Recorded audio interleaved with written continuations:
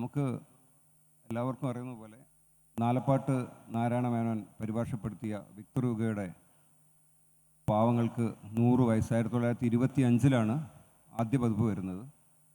അതിൻ്റെ 100-ാം വർഷമാണ് ഇപ്പോൾ ആഘോഷിച്ചുകൊണ്ടിരിക്കുന്നത്. അതിൻ്റെ ഭാഗമായാണ് ഈ സെഷൻ. ആദ്യ പതിപ്പ് സത്യത്തിൽ മാതൃഭൂമിയല്ല പബ്ലിഷ് ചെയ്യുന്നത്, മംഗളോദയമാണ്. അതിൻ്റെ മുഴുവനും പ്രസാധന ചരിത്രം പി.കെ. രാജശേഖരൻ വിശദമായി പറയുന്നതുകൊണ്ട് ഞാൻ അതിലേക്ക് പോകുന്നില്ല.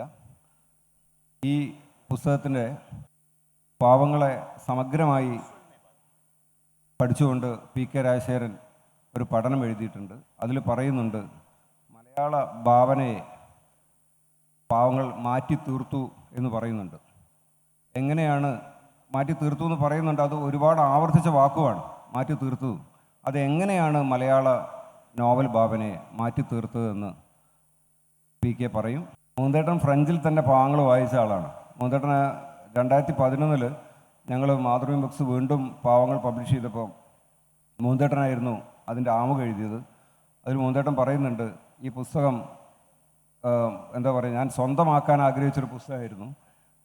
മയ്യഴിപ്പുഴയുടെ തീരങ്ങളിൽ പറയുന്ന വിദ്യാഭൂഷണി വായനശാലയിൽ ഈ പുസ്തകം ഉണ്ടായിരുന്നു. ആ പുസ്തകം എടുത്തു, പക്ഷേ അത് ഞാനത് തിരിച്ചു കൊടുത്തില്ല. അതിൻ്റെ അന്ന് പൈസ ഇല്ലെങ്കിലും കഷ്ടപ്പെട്ട് പൈസ സമ്പാദിച്ചിട്ട് ആ പുസ്തകം തിരിച്ചു കൊടുക്കാതെ കയ്യിൽ തന്നെ വെച്ചു. അപ്പോൾ അതിൽ 50 വർഷത്തെ പഴക്കം, ഈ അവതാരിക എഴുതാൻ വേണ്ടി മൂന്തേട്ടൻ പിന്നെയും പോയി ആ പുസ്തകം എടുത്ത് വായിച്ച സമയത്ത് അതിൽ പല സ്ഥലത്തും നനവുണ്ടായിരുന്നു. അത് വായനക്കാരൻ്റെ കണ്ണീര് വീണ് ഉണങ്ങിയ പാടായിരുന്നു എന്ന് മൂന്തേട്ടൻ പറയുന്നുണ്ട്. അപ്പോൾ അത് പാവങ്ങൾ ഫ്രഞ്ച് ഭാഷയിൽ പിന്നെ മൂന്തേട്ടൻ വായിക്കുകയുണ്ടായി. അപ്പോൾ മൂന്തേട്ടൻ്റെ അനുഭവത്തിൽ നിന്ന് തുടങ്ങാം. ഈ പാവങ്ങൾ ഞാൻ എങ്ങനെ വായിച്ചു എന്ന് പറയാം, ആ ഒരു വായന അനുഭവം. ഇപ്പം ഈ പുസ്തകത്തെക്കുറിച്ച് ഈ പഴയകാലത്ത് സോഷ്യൽ മീഡിയ ഒന്നും ഇല്ലല്ലോ. അപ്പം നമ്മൾ ഒരു പുസ്തകത്തെക്കുറിച്ച് അറിയുന്നത് ആ പുസ്തകം ലൈബ്രറിയിൽ എത്തുമ്പോഴാണ്, നമ്മുടെ വായനശാലയിൽ എത്തുമ്പോഴാണ് അറിയുന്നത്. അപ്പം അങ്ങനെ ഈ പുസ്തകം അവിടെ എത്തിയപ്പോൾ അവിടെയുള്ള ഞങ്ങളുടെ നാട്ടിൽ കുറേ ഫ്രഞ്ച് അധ്യാപകരൊക്കെ ഉണ്ട്, അവർക്ക് ഈ പുസ്തകത്തെക്കുറിച്ച് അറിയാം. അപ്പോൾ അവർ പറഞ്ഞത് വായിക്കണം. പക്ഷെ വായിക്കാൻ വേണ്ടിയിട്ട് പിന്നെ കാത്തിരിക്കേണ്ടി വന്നു. അതിനൊരു നമ്മൾ വെയിറ്റിംഗ് ലിസ്റ്റാണ് കേട്ടോ. ഒരു കടലാസിൽ നമ്മുടെ പേര് എഴുതി വെക്കും, എന്നിട്ട് പിന്നെ ഓരോരുത്തർക്ക് കൊടുക്കുകയാണ്. ഒരാൾക്ക് കൊടുക്കുമ്പോൾ ആ പേര് വെട്ടിയിട്ട് മറ്റേ ആളുടെ ഊഴം. അപ്പം അങ്ങനെ എനിക്ക് തോന്നുന്നു 1 മാസത്തിലധികം കാത്തു വെക്കേണ്ടി വന്നു എനിക്ക് അത് കയ്യിൽ കിട്ടാൻ വേണ്ടിയിട്ട്. അങ്ങനെയാണ് അവസാനം കയ്യിൽ കിട്ടിയപ്പോൾ. അപ്പോഴും അങ്ങനെ ഒരു വലിയൊരു ത്രില്ലൊന്നും തോന്നിയിട്ടില്ല. പക്ഷേ ഈ പുസ്തകത്തെക്കുറിച്ച് അധ്യാപകർ പറഞ്ഞു തന്നിട്ടുണ്ട്. ഫ്രഞ്ച് അധ്യാപകരുണ്ട് അവിടെ മാഹിയിൽ. നമ്മുടെ മയ്യഴിപ്പുഴ തീരങ്ങളിലെ ഒരു കുഞ്ഞനന്ദൻ മാസ്റ്റർ എന്നൊരു കഥാപാത്രമുണ്ട്. അദ്ദേഹം ജീവിച്ചിരിക്കുന്ന ഒരു മാഷായിരുന്നു. അദ്ദേഹമാണ് എനിക്ക് ഇതിനെക്കുറിച്ച് ആദ്യമായിട്ട് പറഞ്ഞു തന്നത്. അങ്ങനെയാണ് ഇത്. പക്ഷേ ഇനി അവിടെയും തീരുന്നില്ല, വായിക്കാൻ ഇത് വലിയ പുസ്തകമാണ് കേട്ടോ. അപ്പോൾ ഞങ്ങളുടെ നാട്ടിൽ തന്നെ ഞാനിത് വായിക്കുന്ന കാലത്ത് ഇപ്പം എനിക്കൊരു 14 വയസ്സുണ്ടാവും. അപ്പോൾ മയ്യഴിയിൽ വൈദ്യുതി വന്നിട്ടേ ഉള്ളൂ, ഞങ്ങളുടെ വീട്ടിൽ വന്നിട്ടില്ല. ഞങ്ങളുടെ വീട്ടിൽ വൈദ്യുതി ഇല്ല. അപ്പം ചെറിയൊരു വിളക്കിൻ്റെ രാത്രി വായിക്കുന്ന ചെറിയൊരു മുട്ട വിളക്ക് എന്ന് പറയുന്നത്, നമ്മൾ ചെറിയൊരു വിളക്കുണ്ട് ചുമരിൻ്റെ മുകളിൽ ഇങ്ങനെ കൊളുത്തി വെക്കുന്നത്, അതിൻ്റെ വെളിച്ചത്തിലാണ് ഇത് വായിക്കുന്നത്. അതിന് പോലും പിന്നെ മണ്ണെണ്ണയ്ക്ക് നിയന്ത്രണമുണ്ട്, റേഷനുണ്ട്, മണ്ണെണ്ണ കിട്ടാനില്ല. അതുകൊണ്ട് പിന്നെ ഞാനിങ്ങനെ രാത്രി വായിക്കുമ്പോൾ അമ്മ പറയുമായിരുന്നു, വിളക്ക് കെടുത്തി പിന്നെ ഉറങ്ങും മോനെന്ന്. കാരണം മണ്ണെണ്ണയ്ക്ക് ക്ഷാമമാണ്, വെളിച്ചത്തിന് ക്ഷാമമാണ്. വെളിച്ചം ഇന്ന് നമുക്ക് ഇഷ്ടംപോലെ വെളിച്ചമാണ്, പക്ഷേ വെളിച്ചം പോലും കിട്ടാത്തൊരു കാലത്താണ് എനിക്കൊരുപാട് വെളിച്ചം തന്ന ഈ പുസ്തകം ഞാൻ വായിക്കുന്നത്. എന്നിട്ടത് എങ്ങനെ വായിച്ചെന്ന് വെച്ചാൽ, പിന്നെ ഈ ഒരു മുട്ടവിളക്ക് എന്ന് പറഞ്ഞാൽ ഈ മുട്ടവിളക്കിൻ്റെ മഞ്ഞ വെളിച്ചത്തിൽ പുകയുള്ള അതിങ്ങനെ വായിച്ചിട്ട് പിന്നെ ഉറങ്ങിപ്പോയി. പിന്നെ ഞാൻ കണ്ണ് തുറക്കുന്നത് പുലർച്ചയ്ക്ക് എപ്പോഴാണ്. അപ്പോൾ ഈ പുസ്തകം എൻ്റെ നെഞ്ചിൽ കിടക്കുകയാണ്. വിക്ടർ ഹ്യൂഗോവിൻ്റെ പാവങ്ങൾ തുറന്നിട്ട് നെഞ്ചിൽ കിടക്കുകയാണ്. അന്ന് എനിക്ക് മനസ്സിലായി, കണ്ണുകൾ കൊണ്ട് മാത്രമല്ല നെഞ്ചുകൊണ്ടും നമുക്ക് പുസ്തകം വായിക്കാൻ കഴിയും. ഇതാണ് എൻ്റെ വായനാനുഭവം. നെഞ്ചുകൊണ്ട് ഞാൻ ആദ്യമായിട്ട് വായിച്ച ഒരു നോവൽ. ഇതെൻ്റെ വായനാനുഭവമാണ്. മലയാളിയെ ജീവിതത്തിലേക്ക് വലിച്ചെറിഞ്ഞ ഒരു വിവർത്തനത്തിൻ്റെ കഥ എന്നാണ് പി.കെ. രാജശേഖരൻ ആ പഠനത്തിൻ്റെ ടൈറ്റിൽ കൊടുത്തിരിക്കുന്നത്. പി.കെ. സംസാരിക്കും. എല്ലാവർക്കും നമസ്കാരം. പാവങ്ങൾ ഫ്രഞ്ചിലിറങ്ങിയ ലേ മിസറാബിൾ എന്ന പേരിൽ ഫ്രഞ്ചിൽ പ്രസിദ്ധീകരിച്ചത് 1862 മലയാളത്തിൽ വിവർത്തനം വന്നത് 1925. അതിൻ്റെ 100-ാം വർഷമാണ്. ഈ പാവങ്ങളെക്കുറിച്ചുള്ള, അതായത് ഞാൻ ഈ പറയുന്ന പാവങ്ങൾ ഇപ്പോൾ പറയുന്ന വിക്ടർ യുഗോയുടെ പാവങ്ങളെക്കുറിച്ചല്ല, നാലപ്പാട് നാരായണ മേനോൻ്റെ പാവങ്ങളെക്കുറിച്ചാണ്. NS മാധവൻ്റെ ഒരു പ്രയോഗമുണ്ട്, വിക്ടർ യുഗോവിൻ്റേത് എന്ന് പറയപ്പെടുന്ന നാലപ്പാട്ട് നാരായണ മേനോൻ്റെ പാവങ്ങൾ എന്നാണ് മാധവൻ പറയുന്നത്. എന്ന് വെച്ചാൽ മലയാളികൾ ഇതൊരു സ്വന്തം നോവലായിട്ട് എടുത്തു. കാരണം അതുവരെ മലയാളത്തിൽ 1925 വരെ എല്ലാം കൂടി 25 നോവലേ പ്രസിദ്ധീകരിച്ചിട്ടുള്ളൂ. മലയാളിക്ക് 25 നോവലേ ഉണ്ടായിരുന്നുള്ളൂ. അതിൽ നോവലിസ്റ്റുകൾ എന്ന് പറയാവുന്ന 2 പേരേ ഉണ്ടായിരുന്നുള്ളൂ. അത് ചന്തുമേനോനും CV രാമപിള്ളയും മാത്രമാണ്. അപ്പോൾ ഈ 2 പേരുടെ നോവലുകൾ വായിക്കുകയും അതിനെ അനുകരിക്കുകയും ചെയ്താണ് ആളുകൾ കഴിഞ്ഞു പോന്നിരുന്നത്. ആ സമയത്താണ് അതുവരെ ഇല്ലാത്ത ഒരു പുതിയ നോവൽ വരുന്നത്.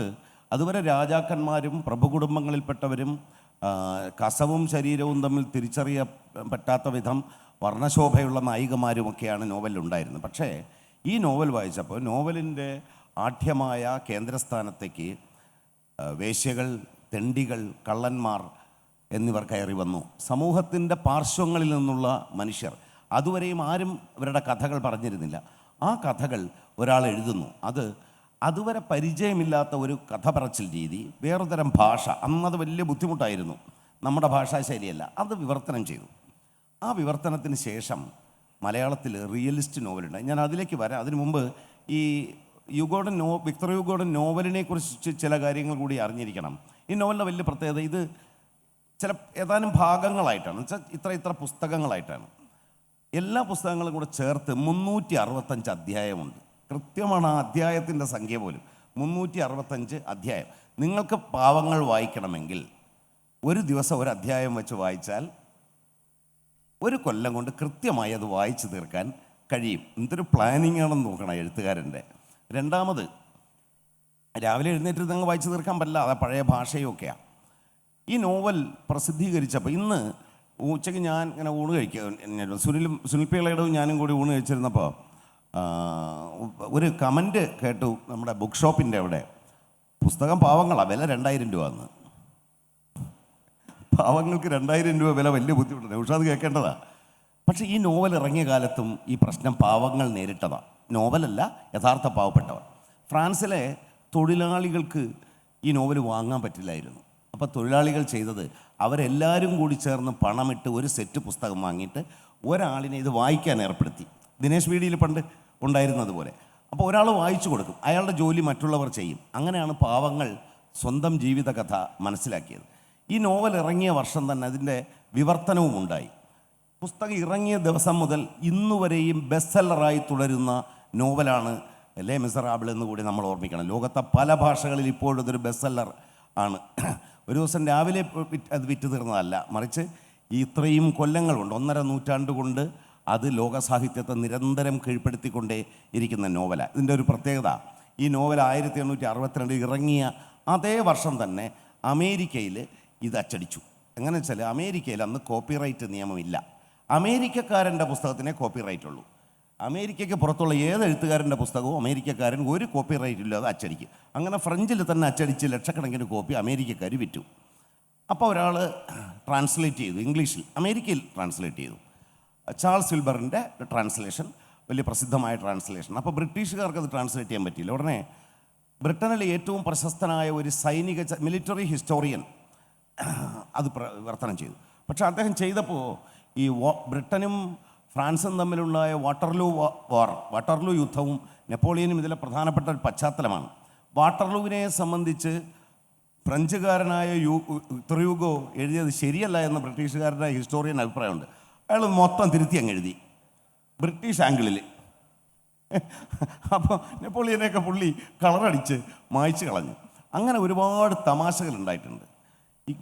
അവസാനം ബ്രിട്ടനിൽ ഒരു നല്ല ഇംഗ്ലീഷ് ട്രാൻസ്ലേഷൻ ഉണ്ടായത് 1950കളിൽ മാത്രമാണ്. ഇപ്പോഴുള്ള പ്രത്യേകത, 2010 ശേഷം പാവങ്ങൾക്ക് ഇംഗ്ലീഷിൽ തന്നെ 10ലധികം ട്രാൻസ്ലേഷൻസ് ഉണ്ട്. ജൂലി റോസ് എന്ന് പറഞ്ഞ ഒരു ഓസ്ട്രേലിയക്കാരിയുടെ വിവർത്തനം വന്നിട്ടുണ്ട്. ഇതുവരെയുള്ള എല്ലാ വിവർത്തനങ്ങളിലും ഏതെങ്കിലും ഭാഗം ഇങ്ങനെ പരത്തി പറയുന്ന ഭാഗങ്ങളെ എടുത്ത് ഇൻഡെക്സ് ആക്കി മാറ്റും, അനുബന്ധമാക്കും, വായനയെ തടസ്സം ചേരും. ഇതെല്ലാം ഒഴിവാക്കി വിക്ടർ ഹ്യൂഗോ എങ്ങനെയാണോ ആ നോവൽ എഴുതിയത് അതേ മട്ടിൽ ആ നോവൽ ഈ ജൂലി അവരുടെ ട്രാൻസ്ലേഷൻ ഉണ്ട്. ആ പുസ്തകം ഇവിടെ വാങ്ങാൻ ഞാനിപ്പോൾ ബുക്ക് സ്റ്റോളിൽ കണ്ടു. വലിയ വിലയാണ്, പാവങ്ങൾക്ക് വില കൂടുതലാണ് എന്നുള്ളതാണല്ലോ ഒരു അടിസ്ഥാനപരമായ പ്രശ്നം. അതുകൊണ്ട് ഇനി ഞാൻ ട്രാൻസ്ലേഷനിലേക്ക് വരണോ, അടുത്ത റൗണ്ടിൽ പറഞ്ഞാൽ മതിയോ? മൂന്തേട്ടൻ്റെ ആത്മകഥ എംബസി കാലത്തിൽ എനിക്ക് തോന്നുന്നു 2-3 സ്ഥലങ്ങളിൽ ഈ പാവങ്ങൾ പരാമർശിക്കപ്പെടുന്നുണ്ട്. മൂന്തേട്ടൻ്റെ എഴുത്തുകാരൻ എന്ന രീതിയിൽ മൂന്തേട്ടൻ ഈ പുസ്തകം പാവങ്ങളെ എങ്ങനെയൊക്കെയാണ് സ്വാധീനിച്ചത്? എഴുത്തുകാരനെ കുറിച്ച് എന്നെ സ്വാധീനിച്ച ഒരു പുസ്തകമാണ്. പക്ഷേ എനിക്ക് തോന്നുന്നു എന്നെ മാത്രമല്ല, നമ്മുടെ മലയാളി വായനാ സമൂഹത്തെ മുഴുവൻ സ്വാധീനിച്ച ഒരു പുസ്തകമാണത്. അപ്പം ഞാൻ അത്ഭുതപ്പെട്ടിട്ടുണ്ട് എന്തുകൊണ്ടാണ് ഈ നോവൽ ഇത്രയും നമ്മുടെ നാട്ടിൽ പോപ്പുലറായെന്നുള്ളത്. അപ്പം അതിനെനിക്ക് തോന്നുന്നത് അതിനൊരു കാരണം ഇതിൽ പിന്നെ വിക്ടർ ഹ്യൂഗോ ആഘോഷിക്കുന്ന ചില മൂല്യങ്ങളുണ്ട് ഈ നോവലിൽ. പാവങ്ങളോടുള്ള സഹതാപം, നീതിബോധം, ഉണ്ടല്ലോ മാനവികത, പ്രത്യേകിച്ച് പാവങ്ങളോടുള്ള ഒരു സഹതാപം, അത് നമുക്ക് മലയാളി സമൂഹത്തിനുണ്ട്. നമുക്ക് മലയാളി പാവങ്ങളോടുള്ള സഹതാപം നമുക്കുണ്ട്. നമുക്ക് ഇതുപോലൊരു നീതിബോധമുണ്ട്, മാനവികതയുണ്ട്. അപ്പം നമ്മൾ ഉള്ളിൽ കൊണ്ട് നടക്കുന്ന ഈ മൂല്യങ്ങൾ നമ്മൾ പാവങ്ങളിൽ പ്രതിഫലിച്ച് കാണുന്നു. അതായിരിക്കാം ഒരുപക്ഷെ ഇത്രയും പെട്ടെന്ന് നമുക്ക് ഈ നോവൽ സ്വീകാര്യമായത്. പിന്നെ മറ്റൊന്ന് അതിൻ്റെ ഭാഷയാണ്. പഴയ ഞാനത് ഫ്രഞ്ചിലും വായിച്ചിട്ടുണ്ട്. ആദ്യം മലയാളത്തിലാണ് വായിച്ചത്. പിന്നീട് കുറേ കഴിഞ്ഞപ്പോൾ ഞാൻ അത് ഫ്രഞ്ചിൽ വായിച്ചു. അത് അതിമനോഹരമാണ് ആ ഭാഷ. കാരണം നമുക്കറിയാം വിക്ടർ ഹ്യൂഗോ നോവലിസ്റ്റ് മാത്രമല്ല, കവിയാണ്. ഫ്രാൻസിൽ പല സ്ഥലങ്ങളിലും ഈ സർവകലാശാലകളിലൊക്കെ പിന്നെ ഹ്യൂഗോവിൻ്റെ കവിതകളാണ് കൂടുതൽ പഠിപ്പിക്കുന്നത്. അപ്പോൾ ഒരു കവി കൂടിയാണ്. അപ്പോൾ ആ കവിയുടെ കാവ്യഭാവന, അതിൻ്റെ ഭംഗി ആ ഫ്രഞ്ച് ഒറിജിനലിലുണ്ട്. പിന്നെ അദ്ദേഹത്തിൻ്റെ വിക്ടർ ഹ്യൂഗോ എത്രമാത്രം ഫ്രഞ്ചുകാർക്ക് സ്വീകാര്യനാണ്, ആരാധ്യനാണ് എന്നുള്ള പറയുന്നതിന് ചില ഉദാഹരണങ്ങളുണ്ട്. ഇപ്പം ഈയിടെ ഫ്രാൻസിൽ നിന്ന് വന്നപ്പം നമ്മൾ കോഴിക്കോട്ട് ഫ്രാൻസിൽ നിന്ന് വന്ന ഒരു എഴുത്തുകാരനോട് ഞാൻ ചോദിച്ചു, ഇങ്ങനെ എന്താണ് വിക്ടർ ഹ്യൂഗോൻ്റെ ഇപ്പോഴത്തെ അവസ്ഥ ഫ്രാൻസിൽ. പിന്നെ അവിടെ നമ്മൾ ഫ്രഞ്ച് സമൂഹം ആഘോഷിച്ച പലരും പെട്ടെന്ന് തന്നെ വിസ്മരിക്കപ്പെട്ടു പോയിരുന്നു. ഇപ്പോൾ സാർത്രൊക്കെ ഉണ്ടല്ലോ, സാർത്രൊക്കെ ഒരു കാലത്ത് നമ്മൾ ഭയങ്കരമായിട്ട് ആഘോഷിച്ചതാണ്. ഇപ്പോൾ സാർത്ര ഒരു പാഠപുസ്തകമായിട്ട് ചുരുങ്ങിപ്പോയി കേട്ടോ. പക്ഷേ വിക്ടർ ഹ്യൂഗോ അങ്ങനെയല്ല. വിക്ടർ ഹ്യൂഗോൻ്റെ കാര്യം പറയുന്നത് അദ്ദേഹത്തിന് ആദ്യം അദ്ദേഹം മരിച്ചു കഴിഞ്ഞപ്പോൾ അദ്ദേഹത്തെ അടക്കം ചെയ്തിരുന്ന ഒരു സ്ഥലമുണ്ട്. പിന്നീട് അവർക്ക് തോന്നി അത് പോരാ എന്നുള്ളത്. കാരണം അവിടെ ഏറ്റവും വലിയ മഹാന്മാർ, നമ്മുടെ വോൾട്ടയറെ പോലുള്ള ദേശീയ ചില ബിംബങ്ങളുണ്ട്. അവരെയൊക്കെ സംസ്കരിക്കാനാണ് ഈ പാന്തിയോൺ എന്ന് പറഞ്ഞൊരു സ്ഥലമുണ്ട്, പാന്തിയോൺ. അവിടെയാണ് ഫ്രാൻസിലെ ഏറ്റവും വലിയ എഴുത്തുകാർ, ചിന്തകർ, നേതാക്കൾ ഇവരെയൊക്കെ സംസ്കരിച്ചിട്ടുള്ളത്. അതാണ് വലിയൊരു അംഗീകാരമാണ്. അപ്പോൾ ഇദ്ദേഹത്തിൻ്റെ അവശിഷ്ടം ഇദ്ദേഹത്തിനെ സംസ്കരിച്ച സ്ഥലത്തു നിന്ന് അത് എടുത്തിട്ട് ഈ പാന്തിയോണിലേക്ക് കൊണ്ടുപോകുന്ന ഒരു കാഴ്ച ഉണ്ടായിരുന്നു കേട്ടോ. അത് മാറ്റിയിട്ട് അദ്ദേഹത്തിൻ്റെ അപ്പം അവിടെ നിന്ന് ഈ പാന്തിയോൺ എന്ന് പറഞ്ഞാൽ വോൾട്ടയറിൻ്റെ അടുത്ത് ഒരു സ്ഥലത്താണ് പിന്നെ സംസ്കരിക്കുന്നത്. അപ്പം ഇദ്ദേഹത്തിൻ്റെ മരണത്തിന് ശേഷം നടന്ന ഇദ്ദേഹത്തിൻ്റെ ശവസംസ്കാരം, ഈ മൃതദേഹം കൊണ്ടുപോകുന്ന ഒരു കാഴ്ചയുണ്ട്. അതിനെക്കുറിച്ച് ചില ഫ്രഞ്ചുകാരൊക്കെ എന്നോട് പറഞ്ഞു, അത് ഫ്രാൻസിൻ്റെ ചരിത്രത്തിൽ കണ്ടിട്ടുള്ള ഇത്രയും ജനങ്ങൾ ഒരു നേതാവിനും ഒരു എഴുത്തുകാരനും കിട്ടാത്തതിൽ 6 മില്യൺ ആളുകളാണ്, 60 ലക്ഷം ആളുകളാണ് ഈ വിക്ടർ ഹ്യൂഗോവിൻ്റെ മൃതദേഹം അന്ത്യയാത്രയ്ക്ക് സാക്ഷ്യം വഹിച്ചത്. 60 ലക്ഷം ആളുകളാണെന്ന് പറയുന്നത്. അവർ പറയുന്നത് ഇത് ഈ അവസാന യാത്രയുണ്ടല്ലോ, വിലാപയാത്ര, അത് കടന്നു പോകാൻ വേണ്ടി ഒരു പോയിന്റ് കടന്നു പോകാൻ വേണ്ടി 6 മണിക്കൂർ എടുത്തെന്ന് പറയുന്നത്. നടന്നിട്ട് 6 മണിക്കൂർ, അത് ഒരുപക്ഷെ അതിൽ കൂടുതലായിട്ടുണ്ടാവും. അപ്പം അങ്ങനെയുള്ള ഒരു ഫ്രഞ്ചുകാർക്ക് മുഴുവനും സ്വീകാര്യനായിട്ടുള്ള ഈ എഴുത്തുകാരൻ എന്തുകൊണ്ടിങ്ങനെയായെന്ന് ഞാൻ അവരോടും ചോദിച്ചു, എന്തുകൊണ്ടാണ് ഞാനവരോട് ചോദിച്ചത്, നിങ്ങൾ വിക്ടർ ഹ്യൂഗോനെ മറന്നുപോയെന്ന്. അപ്പം അവരൊരു സ്ത്രീയായിരുന്നു. അവർ പെട്ടെന്ന് ദേഷ്യം വന്നു. അവർ പറഞ്ഞു, ആരാണ് നിങ്ങളോട് പറഞ്ഞത് മറന്നുപോയി എന്ന് കേട്ടോ. അപ്പം എന്നിട്ട് അവരോടാണ് എനിക്ക് പറഞ്ഞു തന്നെ ഈ കഥ. ഈ 60 ലക്ഷം ആളുകൾ ഫ്രാൻസിൻ്റെ യൂറോപ്പിൻ്റെ ചരിത്രത്തിൽ ഉണ്ടായിട്ടില്ല. ഒരു എഴുത്തുകാരൻ്റെ അവസാന യാത്ര, വിലാപയാത്രക്ക് ഇത്രയും. അപ്പം ഇതിനുള്ള കാരണം ഇത് തന്നെയാണ്, ഞാൻ നേരത്തെ പറഞ്ഞത് തന്നെയാണ്. ഈ അദ്ദേഹം ഉയർത്തിപ്പിടിച്ചിട്ടുള്ള ആ ഒരു മാനവികത, മനുഷ്യസ്നേഹം, പിന്നെ നീതിബോധം, അതൊക്കെയാണ് ഇതിന് കാരണം. പിന്നെ വിക്ടർ ഹ്യൂഗോ നമുക്കറിയാം, അദ്ദേഹം ഒരു യാഥാസ്ഥിതിക കുടുംബത്തിൽ ജനിച്ച ആളാണ്. കാത്തലിക് യാഥാസ്ഥിതിക കുടുംബത്തിൽ. അദ്ദേഹത്തിൻ്റെ ആദ്യകാലത്ത് അദ്ദേഹത്തിൻ്റെ പിന്നെ ഈ കാഴ്ചപ്പാട് മുഴുവനും വളരെ സാമ്പ്രദായികമായിട്ടുള്ള യാഥാസ്ഥിതികമായിട്ടുള്ള കാഴ്ചപ്പാടായിരുന്നു. പിന്നീടാണ് ക്രമേണ അദ്ദേഹത്തിൽ മാറ്റം വരുന്നത്. യുവാവാകുന്നു, അപ്പോൾ കുറച്ച് കഴിഞ്ഞപ്പോൾ മാറ്റം വരികയും അദ്ദേഹം പാവങ്ങളെക്കുറിച്ച് ചിന്തിക്കാൻ തുടങ്ങുകയും ചെയ്തു. അപ്പോൾ പാവങ്ങൾ എന്ന നോവലിന് പേരിട്ടതും ഒരുപക്ഷെ ആ ഒരു കാഴ്ചപ്പാടിൽ നിന്നാണ്.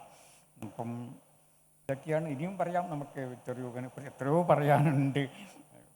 എനിക്ക് തോന്നുന്നു നമ്മുടെ നാട്ടിൽ ഏറ്റവും കൂടുതൽ അറിയപ്പെടുന്ന എഴുത്തുകാരൻ വിക്ടർ ഹ്യൂഗോ ആണ് ഇപ്പോഴും. ഒരുപക്ഷെ ഇപ്പോഴും മാർക്കേസ് ഉണ്ടായിരിക്കാം, പക്ഷെ മാർക്കേസിന് അങ്ങനെ ഈ ജനങ്ങളുടെ ഇടയിലേക്ക് പോകാൻ പറ്റില്ല, താഴെത്തട്ടിലേക്ക് പോകാൻ പറ്റിയിട്ടില്ല. മാർക്കേസ് കുറച്ചുകൂടി പിന്നെ കുറച്ചുകൂടി നമ്മൾ സംസ്കാര സമ്പന്നരായിട്ടുള്ള വിദ്യാഭ്യാസമൊക്കെ ഉള്ള ആളുകളിലേക്ക്.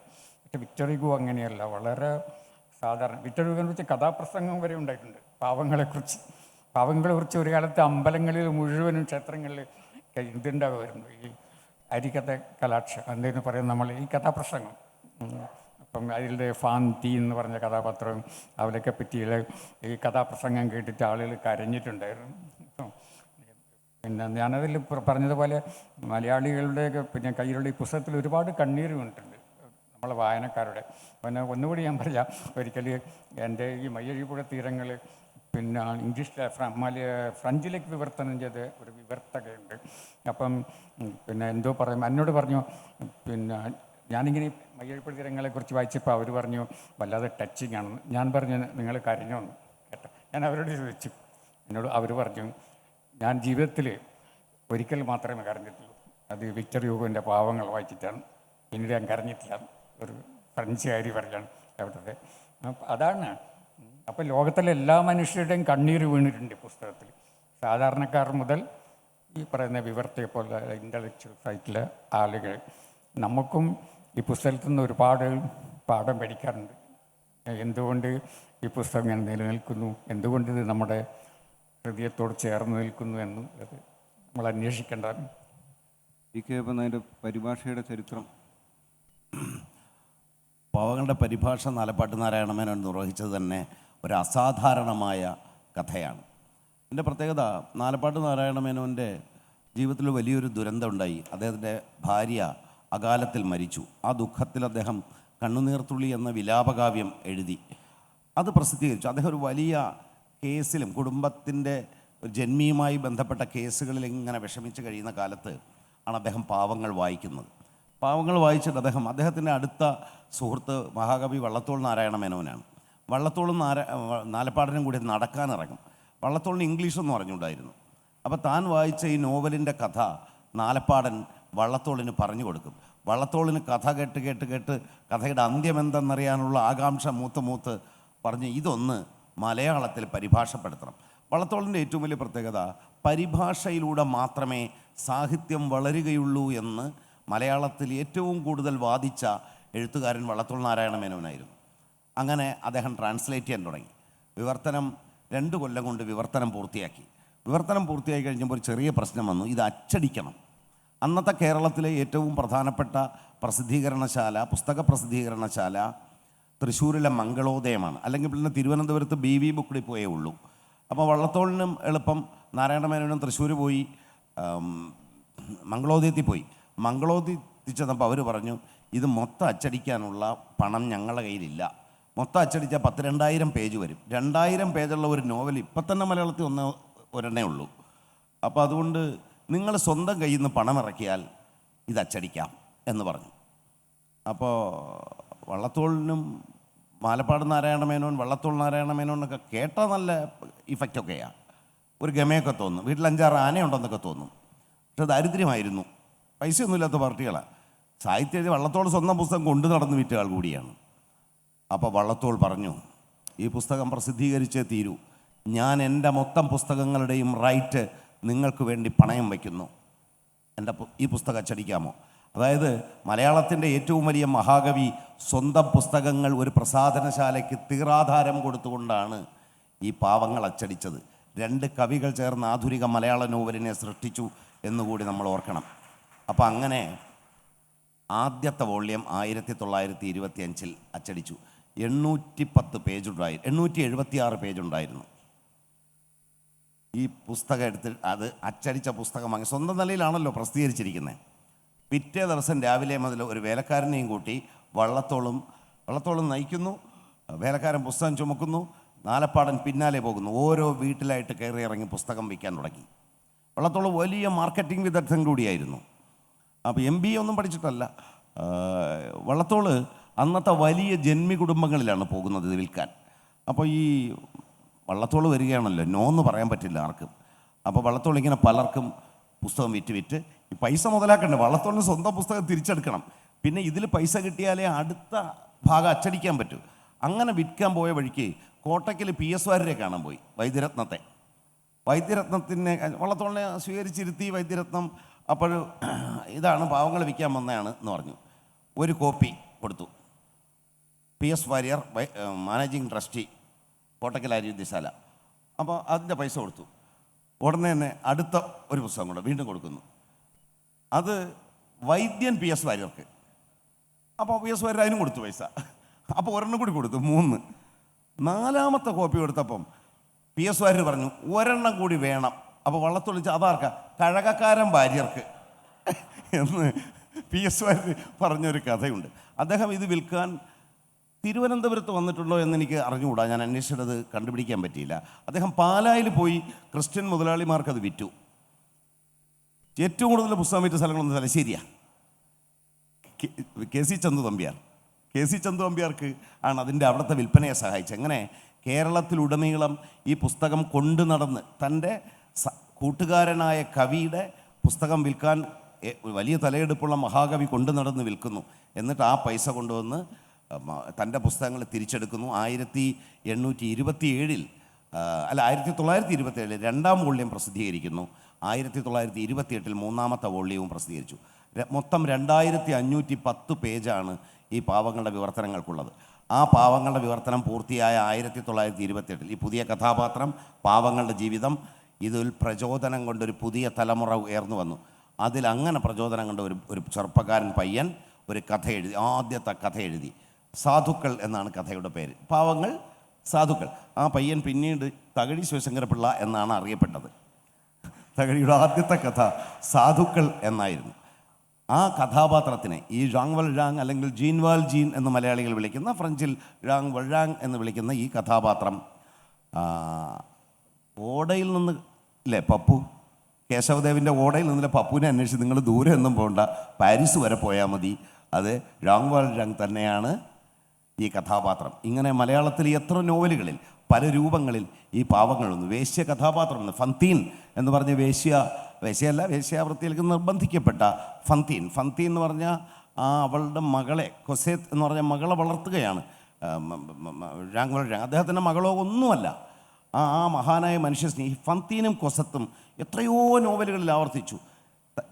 സാമൂഹികമായ ദുരിതങ്ങൾ കൊണ്ട് മാത്രം ദാരിദ്ര്യത്തിലേക്ക് ചെന്നു വീണ ഒരു സ്ത്രീയും വേശ്യാവൃത്തി സ്വീകരിക്കുന്ന സ്ത്രീ, അവളുടെ മകൾ, അത് ഒരു വലിയൊരു ബിംബമായി മലയാള റിയലിസ്റ്റ് നോവലിൽ മാറി.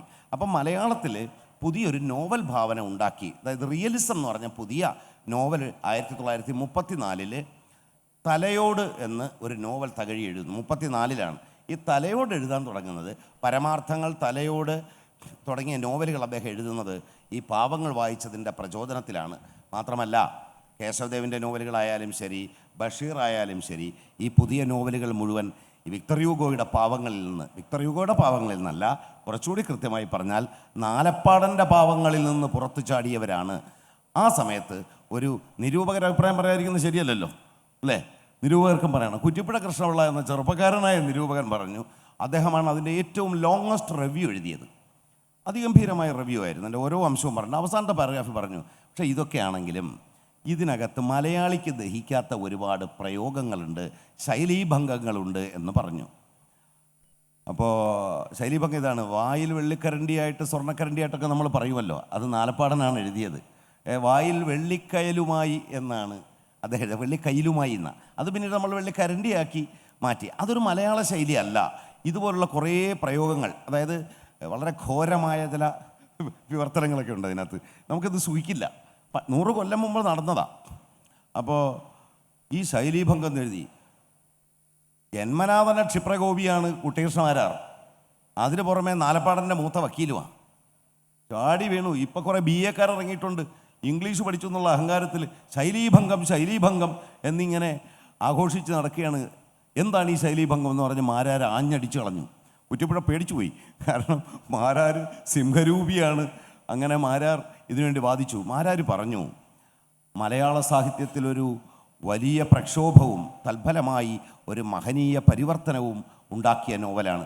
മാരാരെപ്പോലെ കാളിദാസന് വ്യാകരണ പെശ കൊണ്ടെന്ന് പറഞ്ഞുകൊണ്ടേ ഇരിക്കുന്ന ഒരാളാണ്. ആനന്ദവർദ്ധനെ തിരുത്താൻ പോയ ആളാ അല്ലേ? അങ്ങനെ പറഞ്ഞിട്ടില്ലേ? ആനന്ദവർദ്ധൻ അത്ര പോരാ എന്ന് പറഞ്ഞ ആളാണ് മാരാർ. ആ മാരാർ ഒരു പാശ്ചാത്യ സാഹിത്യകൃതി രാമായണത്തിനൊപ്പം വിളക്ക് വെച്ച് വായിക്കേണ്ടതാണെന്നാണ് പാവങ്ങളെക്കുറിച്ച് പറഞ്ഞത്. ഈ വള്ളത്തോൾ ഇങ്ങനെ വിൽക്കാൻ പോയപ്പോൾ ഒരാളിനെ കൂടെ വഴിയിൽ വെച്ച് പിടിച്ചു കേട്ടോ. EMS തമ്പൂരിപ്പാട്. അന്ന് പയ്യനാ.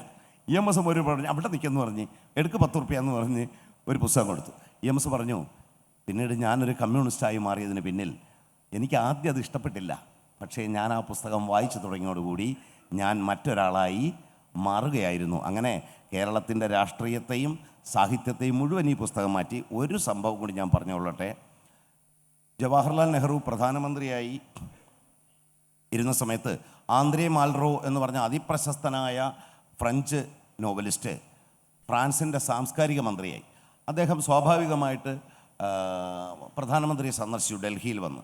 അപ്പം നെഹ്റു നമ്മളെ മറ്റ് പ്രധാനമന്ത്രിമാരെ പോലുള്ള പുസ്തകമൊക്കെ വായിക്കുന്ന ശീലമുള്ളത് കൊണ്ടും മാൽറോ ആരെന്നറിയാമെന്നുള്ളതുകൊണ്ടും നെഹ്റു തന്നെ നേരിട്ടാണ് മാൽറോയെ സ്വീകരിച്ചു. IAS ഒന്നും പറഞ്ഞ് അയക്കുകയൊന്നും ചെയ്തില്ല.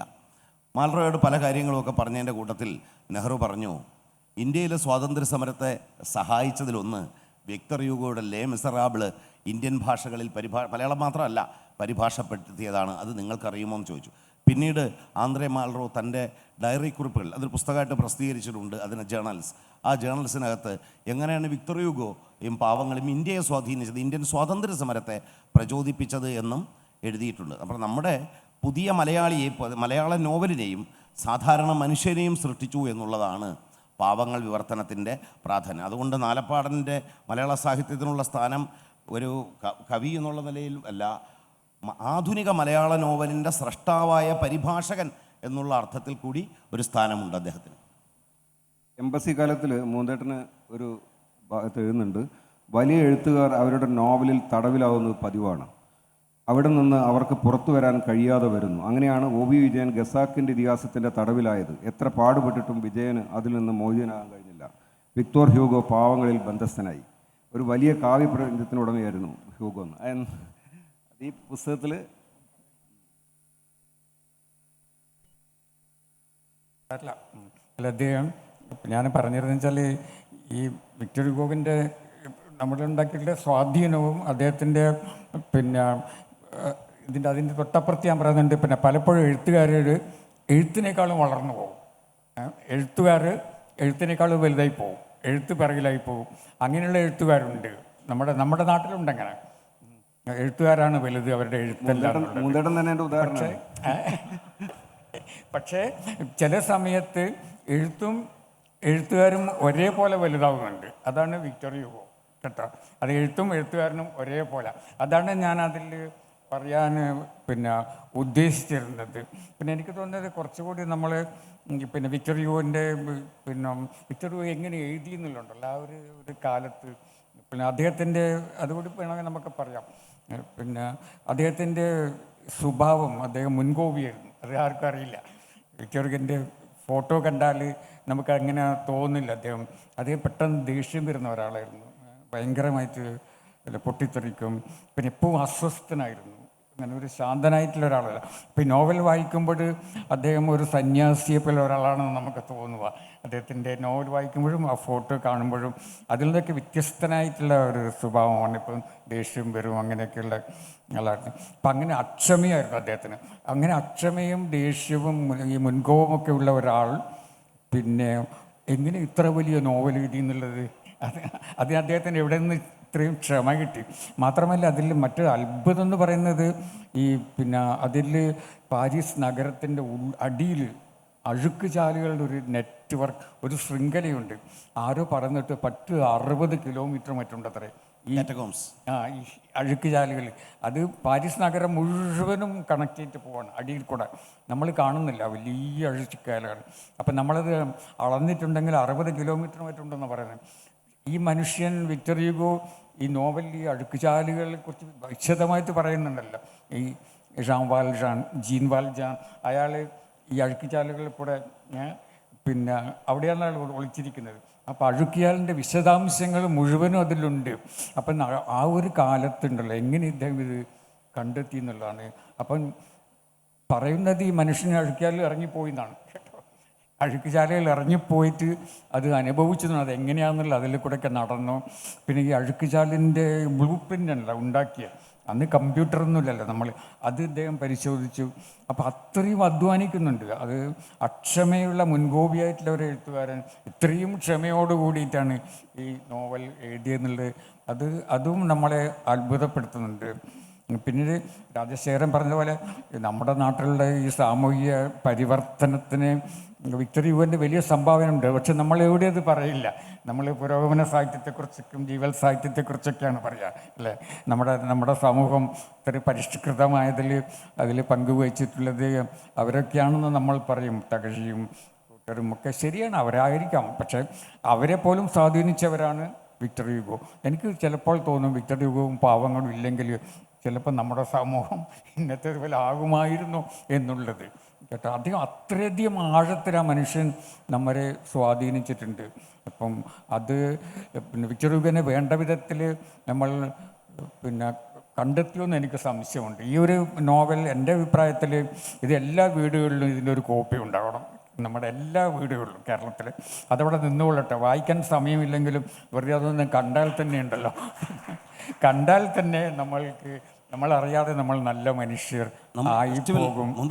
ഫെസ്റ്റിവലിലെ ഈ ഫെസ്റ്റിവൽ മസ്റ്റ് റീഡ് ബുക്കായിട്ട് നമ്മൾ പ്രഖ്യാപിച്ചിരിക്കുന്ന ഈ വിവർത്തനത്തെയാണ്.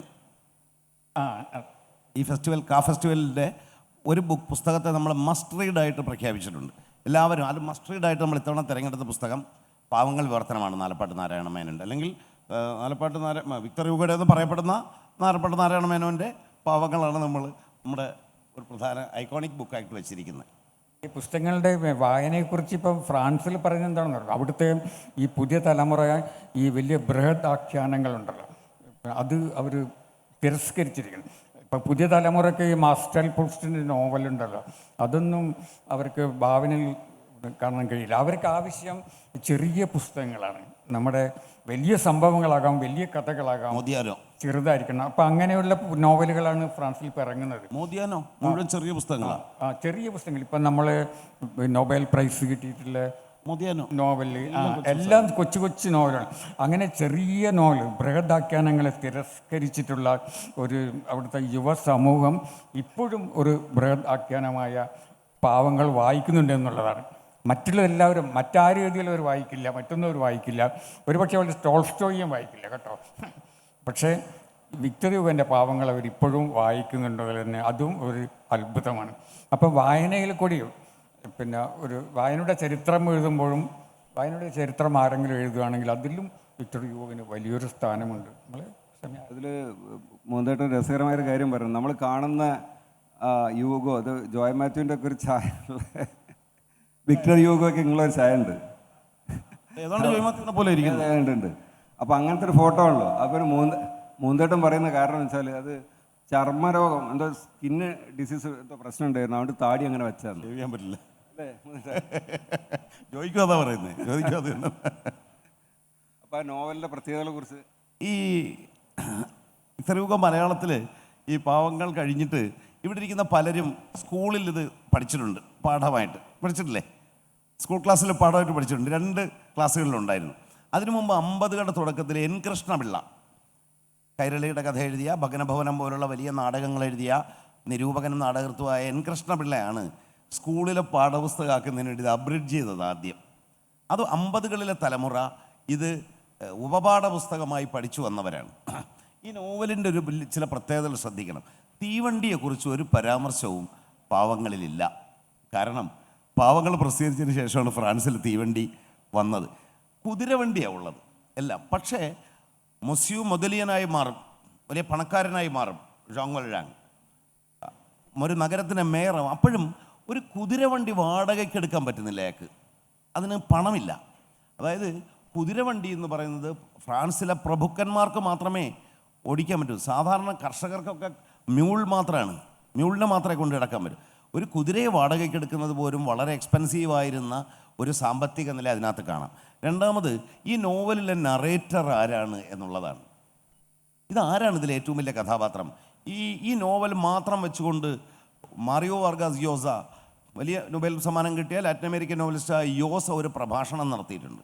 നീണ്ട ഒരു പ്രഭാഷണം, പുസ്തകമായിട്ടാണ്. യോസ പറയുന്നത് ഈ കഥയിലെ നറേറ്ററും നായകനും എല്ലാം ഒരാളേ ഉള്ളൂ, അത് വിക്ടർ ഹ്യൂഗോ മാത്രമാണ്. ഇതിൽ ജോങ് വൽജാങ്ങൊക്കെ പിന്നെയാണ്, എല്ലാം വിക്ടർ ഹ്യൂഗോ മാത്രമേ ഉള്ളൂ. കാരണം ഈ നോവലിൻ്റെ തുടക്കത്തിൽ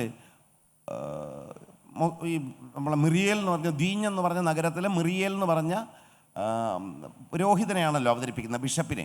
അവിടെ ജോങ് വൽജാങ് ജയിലിൽ നിന്ന് മുക്തനായി വാട്ടർലൂ വാർ കഴിഞ്ഞ് 8 മാസം കഴിഞ്ഞപ്പോൾ അയാൾ ജയിലിൽ നിന്ന് വിട്ടു. വാട്ടർലൂ യുദ്ധം കഴിഞ്ഞു, നെപ്പോളിയൻ സ്ഥാനഭ്രഷ്ടനായി, അദ്ദേഹം സെൻറ്റ് ഹെലേനയിലേക്ക് നാട് കടത്തപ്പെട്ടു. അദ്ദേഹം ആ സമയത്ത് ഇയാളിങ്ങനെ വരുന്നു, ആ മഞ്ഞ ജയിലിൽ നിന്ന് കൊടുത്ത പേപ്പറുമായിട്ട്. അയാൾ ഒരു സത്രത്തിലും അയാൾക്ക് പ്രവേശനം കിട്ടുന്നില്ല. അങ്ങനെ ഒരു യാത്രികൻ നടന്നു വരുന്നിടത്താണ് ഈ നോവൽ ആരംഭിക്കുന്നത്. ഇതിൻ്റെ മൂന്നാമത്തെ അധ്യായം തുടങ്ങുന്നത് മറ്റൊരു യാത്രികൻ ഇങ്ങനെ പാരീസിലൂടെ നടന്നു പോവുകയാണെന്ന് ഒരു യാത്രക്കാരനെ വിവരിച്ചുകൊണ്ടാണ്. ഈ യാത്രക്കാരൻ ആരാണ് നമ്മൾ എത്ര നോക്കിയാലും നമുക്ക് കാണാനേ പറ്റില്ല. ഇങ്ങനൊരു കഥാപാത്രം നോവലില്ല. പിന്നെ നമ്മൾ മനസ്സിലാക്കുന്നത് അയാളാണ് ഈ കഥ പറയുന്നത്, അത് വിക്ടർ ഹ്യൂഗോ ആണ്. വിക്ടർ ഹ്യൂഗോ കഥ പറഞ്ഞു വരുമ്പം വി എന്നാണ് പറയുന്നത്, ഞാനെന്നേ പറയുന്നില്ല. നാലപ്പാടൻ ട്രാൻസ്ലേറ്റ് ചെയ്തപ്പോൾ ഞങ്ങൾ എന്നാണ് ട്രാൻസ്ലേറ്റ് ചെയ്തത്. യഥാർത്ഥത്തിൽ രാജകീയമായൊരു പ്രയോഗമില്ലേ, സന്യാസിമാരും രാജാക്കന്മാരും നാം, ആ രീതിയിലാണ് പുള്ളി സ്വയം സംബോധന ചെയ്തുകൊണ്ട് ഇതിലെ നറേറ്ററായി പ്രത്യക്ഷപ്പെടുന്നത്. ഇതാണ് ഈ നോവലിൻ്റെ ഏറ്റവും വലിയ പ്രത്യേകത. പിന്നെ 6.5 ലക്ഷം വാക്കുകളുണ്ടെന്നാണ് കമ്പ്യൂട്ടർ കണക്കാക്കിയിട്ടുള്ളത്. ഈ വാക്കുകളിൽ പലതും ഫ്രാൻസിൽ നിന്നില്ല, ഫ്രഞ്ചിലില്ല. അപ്പോൾ ഇതിനെക്കുറിച്ച് പഠിച്ച ഒരു സാഹിത്യ നിരൂപകൻ എഴുതി, ഇതിലെ പല വാക്കുകളും ഫ്രഞ്ചുകാരും ജീവിതത്തിൽ കേട്ടിട്ടില്ല. ഫ്രാൻസിലെ ഒരു ഡിക്ഷണറിയിലും ഈ വാക്കുകളില്ല. ഇതിൽ പല വാക്കുകളും വിക്ടർ ഹ്യൂഗോ ഇൻവെൻ്റ് ചെയ്ത വാക്കുകളാണ്. ഇതൊക്കെ എങ്ങനെയാണ് മറ്റു ഭാഷകളിലുള്ളവർ വിവർത്തനം ചെയ്തത് എന്ന് എനിക്ക് അത്ഭുതമുണ്ട്. അപ്പം നമ്മൾ മറ്റ് ലോകഭാഷകളെ വിവർത്തനങ്ങളിൽ പലതും വിവർത്തകർ കുറേ അങ്ങ് കളഞ്ഞിട്ടുണ്ട് എന്നുള്ള സത്യം കൂടി നമ്മൾ മനസ്സിലാക്കണം. കാരണം വിക്ടർ ഹ്യൂഗോ സ്വന്തമായിട്ട് കുറച്ച് വാക്കങ്ങ് ഇൻവെൻ്റ് ചെയ്തു, ഒരു ഡിക്ഷണറിയിൽ നിന്ന് കണ്ടെത്താനും മാർഗമില്ല. ഈ 6.5 ലക്ഷം വാക്കുകൾ കമ്പ്യൂട്ടർ എണ്ണി കണ്ടുപിടിച്ചതാണ്. ഇതിന് പുറമെ വിക്ടർ ഹ്യൂഗോയുടെ അമ്മ വലിയ ഗാർഡനറായിരുന്നു. അവർ മകനെ ഏറ്റവും കൂടുതൽ പഠിപ്പിച്ചത് എങ്ങനെ ഒരു മികച്ച പൂന്തോട്ടം ഉണ്ടാക്കുക. അതുകൊണ്ട് വിക്ടർ ഹ്യൂഗോ പറഞ്ഞു, എഴുത്തുകാരെ കുറിച്ചൊന്നും എനിക്കറിയാൻ വയ്യ, മോശപ്പെട്ട ഗാർഡനർമാരാണ് ലോകത്തെ ഏറ്റവും മോശപ്പെട്ട ആളുകളെന്ന് എനിക്ക് അറിയാം എന്ന് പറഞ്ഞു. അദ്ദേഹം ഗാർഡനിങ്ങിനെ കുറിച്ചുള്ള അദ്ദേഹത്തിൻ്റെ ജ്ഞാനം മുഴുവൻ ഇതിനകത്തുണ്ട്. ഇതിനകത്ത് അപൂർവ സസ്യങ്ങളെക്കുറിച്ചുള്ള ഒരു പുസ്തകവും ഗാർഡനിങ്ങിനെ കുറിച്ചുള്ള ഒരു പുസ്തകവും എഴുതി പ്രസിദ്ധീകരിക്കണമെന്ന് ആഗ്രഹിക്കുന്ന ഒരു കഥാപാത്രമുണ്ട്.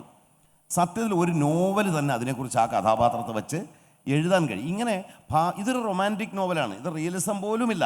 പക്ഷേ ഭാവിയിലെ എഴുത്തുകാർക്ക് എത്രയെങ്കിലും നോവലുകൾ, എത്രയെങ്കിലും കഥാപാത്രങ്ങളെ കണ്ടെത്താവുന്ന, മുന്നോട്ട് കൊണ്ടുപോകാവുന്ന ഒരുപാട് വഴികൾ അദ്ദേഹം തുറന്നിട്ടു. അതുകൊണ്ടാണ് അതിനൊരു സാർവലൗകിക മാതൃക, ഇതിൻ്റെ യൂണിവേഴ്സൽ മോഡലാണ്.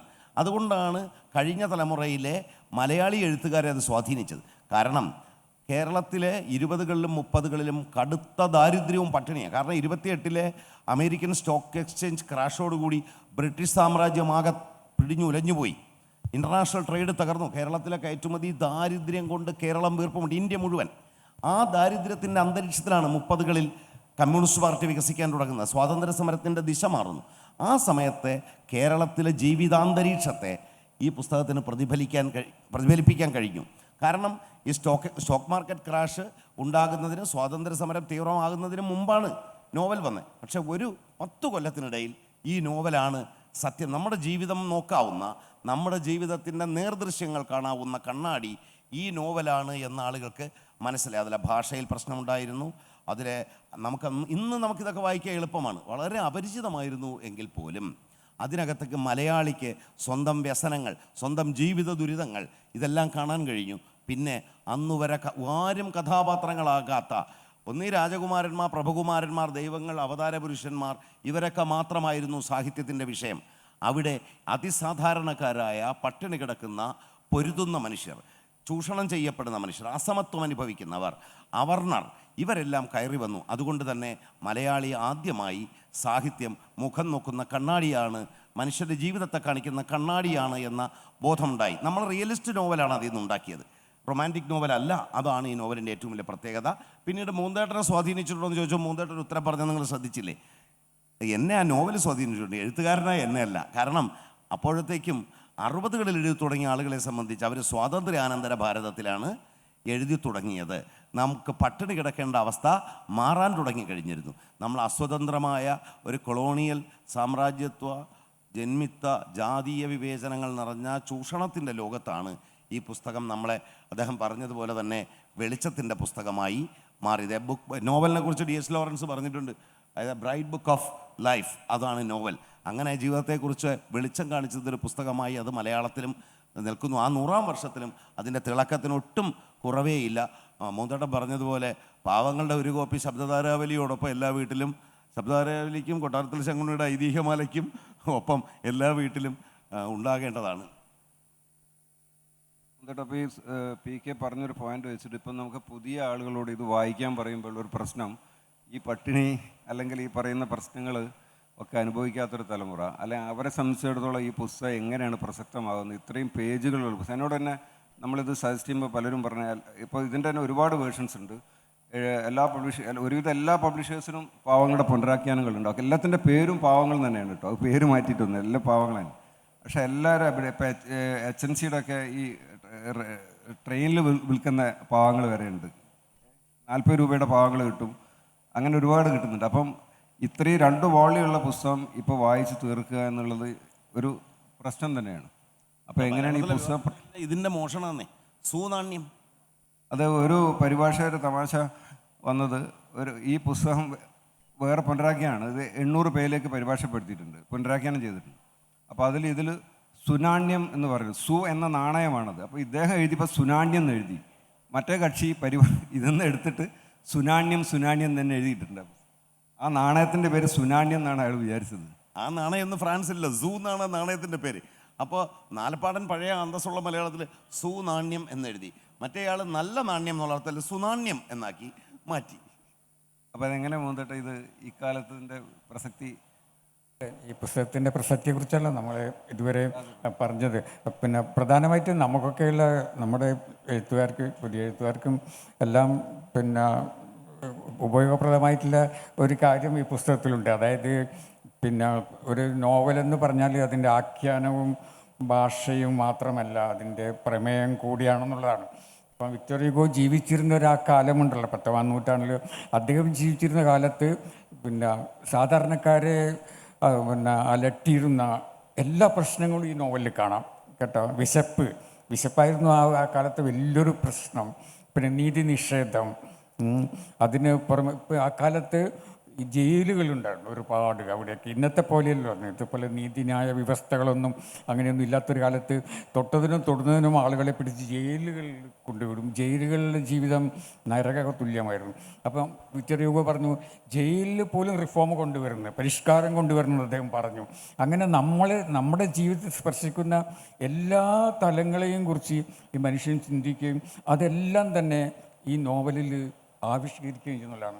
അതെവിടെയും ഒന്നും മുളച്ചു നിൽക്കുന്നില്ല, അതെല്ലാം തന്നെ അതിൽ അത്രയധികം ഇങ്ങനെ ബ്ലെൻഡ് ചെയ്ത് സമന്വയിച്ച് കിടക്കുകയാണ് ചെയ്യുന്നത്. ഇപ്പോൾ എല്ലാ ആശയങ്ങളും, നീതി നിഷേധം, വിശപ്പ്, പിന്നെ ജയിലിലെ പീഡനങ്ങൾ, ഇങ്ങനെയുള്ള എല്ലാം തന്നെ അതുകൊണ്ട് കൂടിയാണ് ഈ നോവൽ എനിക്ക് തോന്നുന്നത് ഇങ്ങനെ കാലത്തെ അതിജീവിക്കുന്നത്. അല്ലാതെ ഒരു ഭാഷയുടെ മാസ്മരികത കൊണ്ടൊന്നുമല്ല. കിട്ടാം. അതിൽ ജീവിതമുണ്ട്, ജീവിത പ്രശ്നങ്ങളുണ്ട് എന്നുള്ളതാണ്. അത് നമുക്ക് കൂടി ഒരു പാഠമായിരിക്കേണ്ടതെന്ന് എനിക്ക് തോന്നുന്നുണ്ട്. നമ്മൾ പലപ്പോഴും ആഖ്യാനത്തിൻ്റെ വഴിയിലേക്ക് അതിന് പ്രാധാന്യം കൊടുക്കുകയൊക്കെ ചെയ്യും. പിന്നെ ഈ പുസ്തകം, ഈ വലിയ പുസ്തകങ്ങൾ മലയാളികൾ വായിക്കുമോ എന്നുള്ളൊരു ചോദ്യമുണ്ട്. ശരിയാണ്, ചിലപ്പം വായിക്കില്ല. പക്ഷേ വളരെയധികം ആശാവഹമായിട്ടുള്ള ഒരു കാര്യം ഇപ്പോൾ സംഭവിക്കുന്നുണ്ട്. നമ്മളറിയാതെ മലയാളികൾ, പ്രത്യേകിച്ച് പുതിയ തലമുറ വായനയിലേക്ക്, നോവൽ വായനയിലേക്ക് തിരിച്ചു വരികയാണ്. അതിശക്തമായിട്ട് അവർ തിരിച്ചു വരുന്നുണ്ട്. ഈ സോഷ്യൽ മീഡിയയുടെ കാലത്തുണ്ടല്ലോ, ചെറുപ്പക്കാരാണ് ഇപ്പോഴും നോവലുകളൊക്കെ വായിക്കുന്നത്. ഇപ്പം ഈ നോവൽ എത്ര വലിപ്പമുണ്ട്. ഇപ്പം അടുത്ത കാലത്ത് ഇറങ്ങിയിട്ടുള്ള ഷാജി കുമാറിൻ്റെ നോവലോ അല്ലെങ്കിൽ മറ്റ് സുസ്മേഷ് ചന്ദ്രത്തിൻ്റെ എത്ര വലിയ പുസ്തകമാണ്. അതിന് ഒരുപാട് പ്രീ ബുക്കിംഗ് വന്നു. അല്ലെങ്കിൽ രാജശ്രീയുടെ യാത്ര എന്നുള്ള പുസ്തകം, അതിൻ്റെ ഒരു 3 കോപ്പി വെച്ചാൽ ചിലപ്പോൾ ഇത്രയും ഉണ്ടാവും, അല്ലെ 4 കോപ്പി വെച്ചാൽ.